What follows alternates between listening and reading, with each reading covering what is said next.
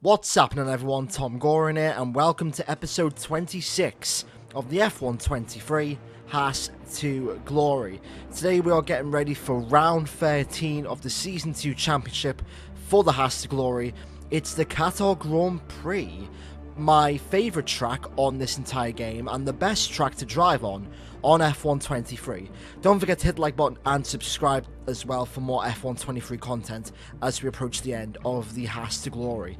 As you can see, there is the championship standings. We are trailing Red Bull by 80 plus points, and we are ahead in the Drivers' Championship by 28.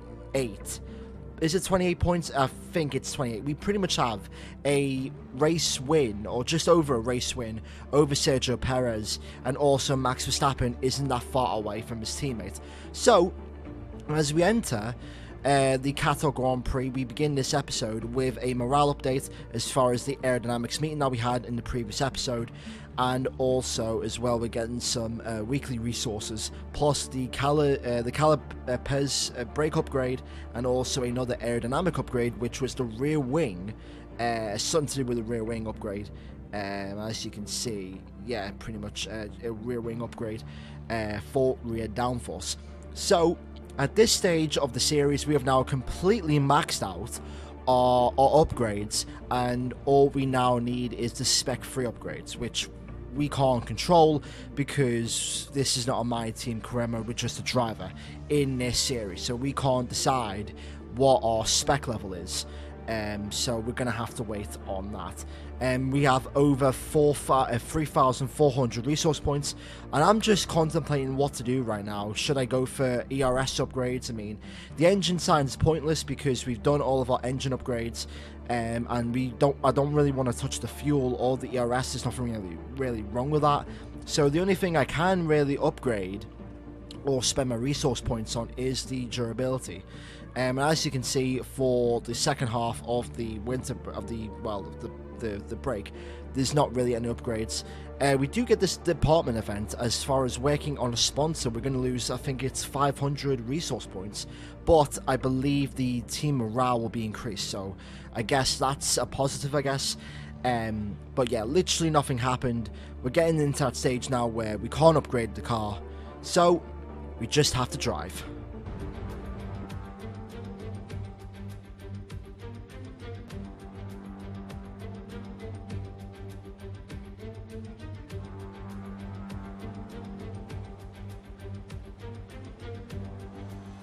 So, entering qualifying here in Qatar for the Qatar Grand Prix, and since this is a sprint weekend, we'll have a sprint race in this video. 10 laps around the Qatar circuit, and that should give you more video content here. So, yeah, look forward to that.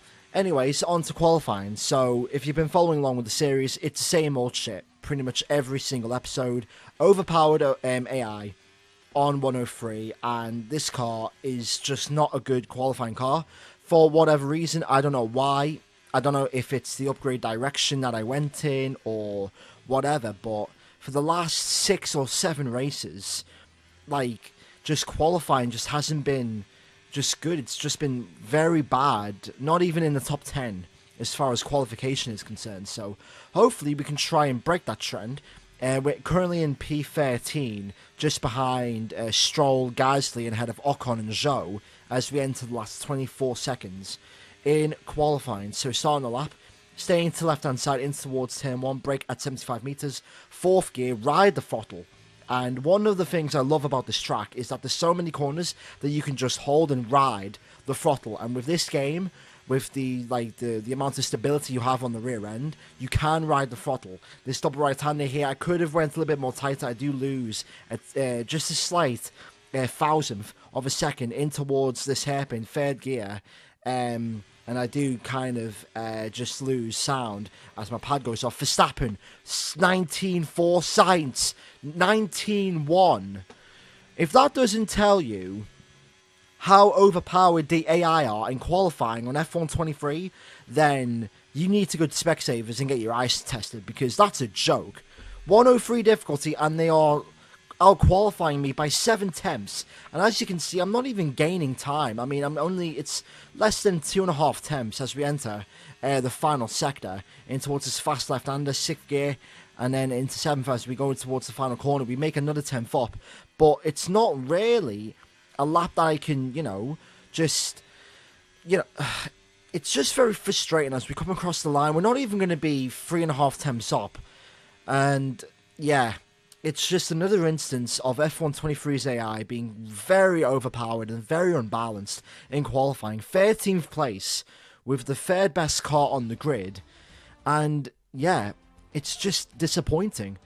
I mean, I don't know what I'm doing wrong, if it's setup or if it's just aerodynamics or whatever, but oh my god, I cannot compete with the AI. I mean, look at that, 8/10 difference between the Ferraris. Is not even the 4th best team, they're like the 6th best team, and yet Leclerc has gotten another pole position. What is going on here? Oh, very frustrating. Ferraris, Mercedes, McLaren, 2 Red Bulls, Aston Martin, McLaren, and then us down. Well, it's not even us. It's Kevin Magnussen. Forget pit stops, forget fuel management. It's pedal to the metal all the way here as we get ready for today's sprint.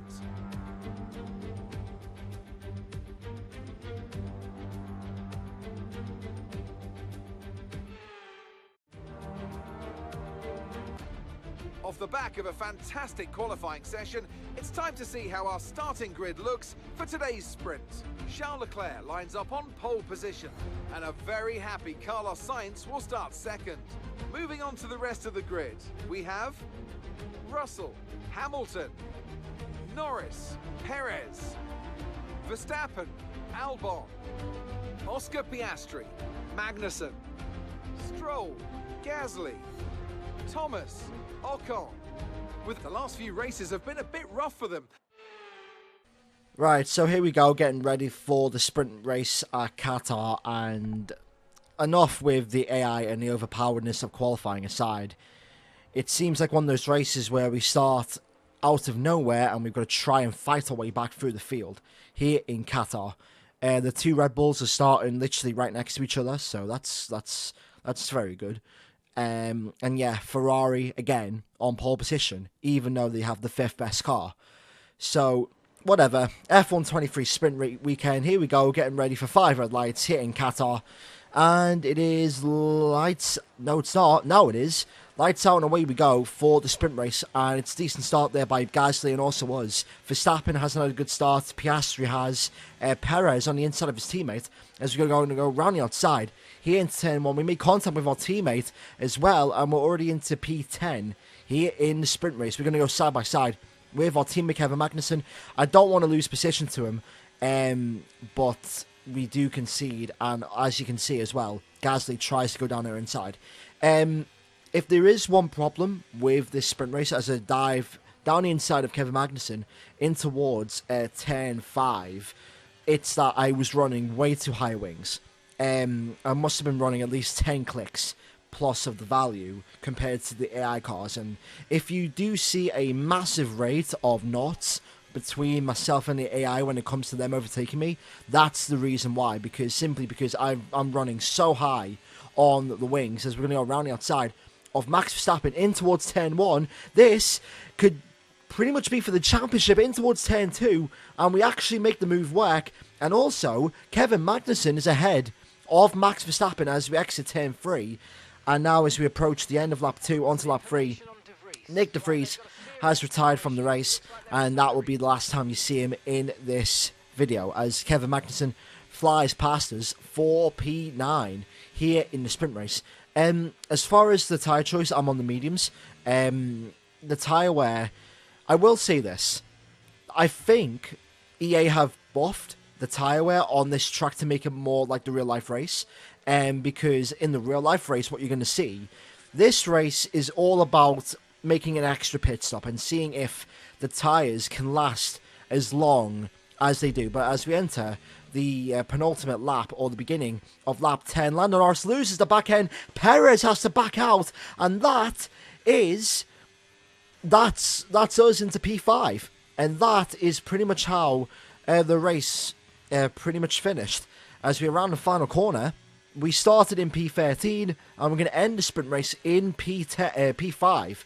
So not a bad showing from us as we cross the line. For P5, we're ahead of both Verstappen and Perez in the standings. So that is 4 points added to our tally as we enter Grand Prix Sunday. So that's not a bad result. But there was just noticeable problems with the setup. I was running way too high on the wings to the point where like the AI were just closing me down. Like they were running a fucking V10 engine and I was running a V6. As you can see, the gap difference only 1 point plus to us. So it's now 27 to Perez, 43 to Verstappen, and 79 to Charles Leclerc, who wins the sprint race. So we're in 5th. So hopefully we can try and, be competitive and, who knows, maybe get a podium. Welcome back to Qatar, and the desert sands of time are running out this season for some of our drivers. Lights out are just moments away. This, the 4th race in the Middle East.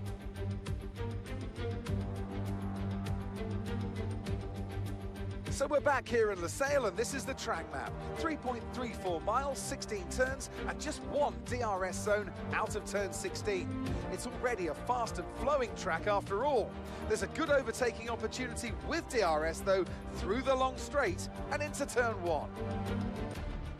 Let's run you through the driver grid order for today's exciting race.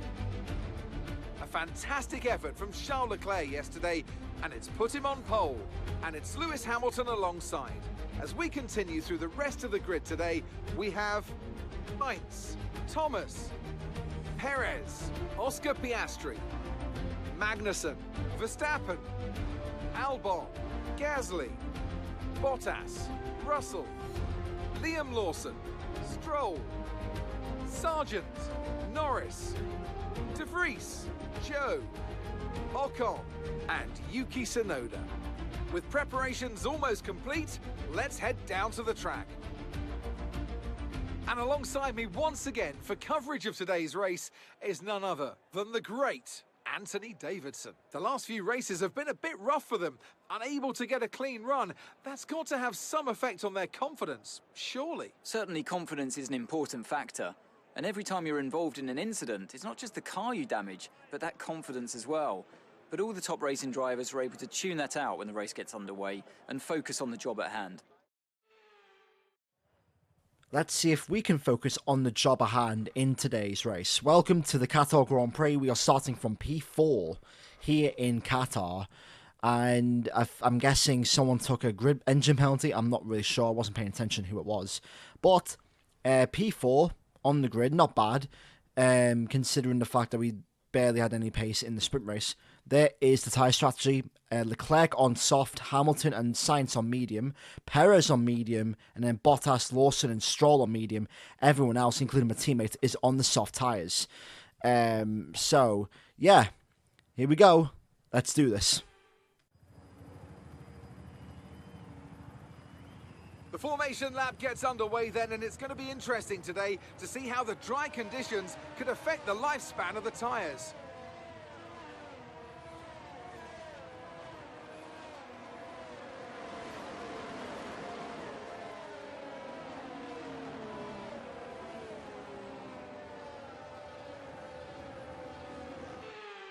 As the cars make their way back to the starting grid to form up and get ready for lights out, let's hope the race ahead today is a thrilling one that will go down as a memorable Grand Prix in the history books. So, here we go. We've only got 4 races left until the end of the second season of the Haas Glory, and hopefully we can try and wrap up the drivers and the constructors titles in the last 4 races. It's going to be a miracle with the constructors. We are behind on Red Bull, but the gap is not that massive. We can still claw it back with 4 races to go, but we will need luck along the way. So here we go. Let's see what pace we have or what pace we don't have as we get ready for the Qatar Grand Prix in 5 red lights. Quick launch and away we go for the Qatar Grand Prix. It's an amazing start by us. Charles Leclerc and Verstappen don't really have a good start. We're going to be on the inside of Charles Leclerc in towards turn 1, 3 wide. Between us, Hamilton and Leclerc, we take the lead here in Qatar from 4th on the grid. Brilliant start there from us. Obviously we're on the soft tyres, of course. Obviously since Hamilton and Leclerc. Hamilton's on medium, Leclerc's on soft. But we had an absolute launch of a start, and we are already into the lead of the Qatar Grand Prix. So now, let's hope we can try and just maintain the lead over the next 29 laps. The fuel, which is the biggest question of this race, is not going to be a question at all. I think EA have patched the fuel as far as this race is concerned, so that the fuel burn isn't as bad on this track compared to when the game launched, because I remember when I did that 100% race, the 50 lap race around here, I literally just about survived. Well, I ran out of fuel on the last lap, and I think last season in the career mode race I did last season, I also just about made it over the line with like 1 or 2 laps of fuel left, or not even 1 or 2 laps, 1-2 corners laps of fuel left. So fuel burn won't be an issue, but that is certainly an issue. Sergio Perez and Charles Leclerc overtaking us right before turn 1, and that is the lead lost here in Qatar as we're going to go around the outside. That's the same corner that Perez crashed in real life, as we're going to hold it around the outside, and we do retain the lead here in Qatar. But this does expose the issues with the AI. Just the absolute ridiculous, overpowered nature in a straight line. Look at that. I can't even do anything about that. Perez goes down the inside hand. Also, Hamilton also tries to challenge, and I'm just going to let them go because obviously I'm on softs. Hamilton and Perez are on mediums, so they're doing a complete different race to me. So there is realistically no point in trying to fight them. There goes Alex Albon in the Aston Martin 4P3. And yeah, the tyre wear was really bad at the end of lap 10. As you can see, it was on 65% after 10 laps on the soft tyres. So we're going to come in for our one and only stop of the race. We're going to go from the softs to the hard tyres. And I thought this race was as simple as a one stop from softs to hards. We didn't have any fresh mediums because we used all of our mediums pretty much in practice and also in the sprint. So I should have picked a more harder tyre allocation. I went for the softer allocation on the compound. But yeah, we don't have any mediums for this race, and that really kicked me in the ass. And you'll see why. You'll see why in the next couple of minutes. So lap 13, first lap fully on the hard tyres, and I'm in P10. Now I'm in P9 because Oscar Piastri now boxes for medium tyres. And as you can see, look at everyone else. Albon is on medium, Magnussen on medium, Perez is just boxed. He's going to be on the hard tyre. I lose the back end there a little bit, and that is not good for my run on Alex Albon. And there goes Albon into second place in this race. Perez boxes and he's on hards, and he has been jumped by both Hamilton and Magnussen. Now on lap 16, Magnussen has some serious pace on the mediums, so I do the sensible thing and I let him go. I didn't think that Magnussen was going to actually try to get the win, but look, if he has pace, I'm not going to let him. I'm not going to slow him down and hold him up. So the pace right now isn't really that good on the hards, and compared to the AI, I mean, they're literally all over me. I mean, look at that. Hamilton is all over me, and so is Perez. I'm just trying to. My main objective is to not let any of the Red Bulls pass me, because I'm battling both of them in the championship as we enter the final 11 laps here in Qatar. Hamilton goes past me, and the pace was very stagnant as we got a yellow flag in Sector 3. I don't know who that is. I think the green flag's still there, but there goes George Russell for 4th place as Gasly and Piastri try and make a move. And I don't know what it is about the AI, but they do seem very overpowered again in a straight line, just like last year. I honestly feel like when it comes to the AI for this year's game, that the only thing that EA did, or Cody's did, was just fix the behavior of the AI. They didn't really fix the traction, overpowered traction or the overpowered straight line speed of the AI. They just focused the AI behavior when you're overtaking him. And as you can see, look at that again, even with DRS, Piastri goes down the inside, and also Pierre Gasly also tries. However, look at the tyre wear. It was on 75% on the hards. So, I'm thinking with everyone else on mediums, I'm going to box here and I'm going to go for softs. Now, here's the thing. The tyre wear on the hards and the softs have been absolutely atrocious. And because I don't have any fresh medium tyres left, I have to go back on the soft tyres for the remainder of the race. Now, I don't know if EA buffed the tyre wear around Qatar and nerfed the fuel load. I don't know if they announced it in a patch or if they secretly did that, but I definitely noticed it as far as the tyre wear, because when I did that 100% race, the tyre wear wasn't as bad on this track compared to what it is now. So I'm guessing that they might have done something behind the scenes where they've slightly, buffed the tyre wear to maybe match it up like the real life race, where the real life race was like a 2-stop or a 3-stop.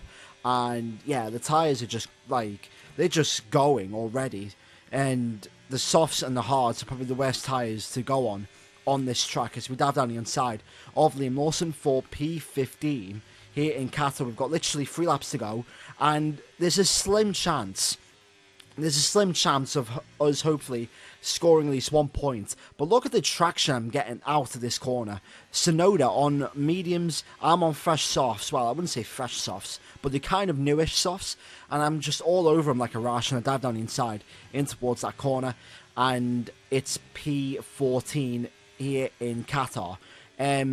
But yeah, I couldn't really do anything. As you can see, that's Shoguan Yu for P11, and P10 was just too far behind or too far ahead to really catch up on as we enter the last sector of the race. I'm all over Sergio Perez. He spent a couple laps extra on the soft tyres compared to me, and yeah, we're not going to score any points. So the extra stop did not work. As speaking of extra stops, Kevin Magnussen wins the Qatar Grand Prix. Kevin Magnussen's first victory in Formula 1, and it's all thanks to the fact that he didn't stop in this race. As we dive down the inside of Sergio Perez, there's a bit of an argy-bargy move there, but who gives a damn? Nothing's on the line. It's just for bragging rights. It's 2 complete different opposites of the garage.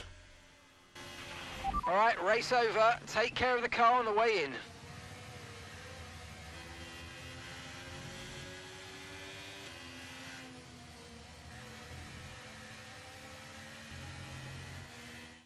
And they take the checkered flag for the Qatar Grand Prix. It's a night they'll never forget here in Losail.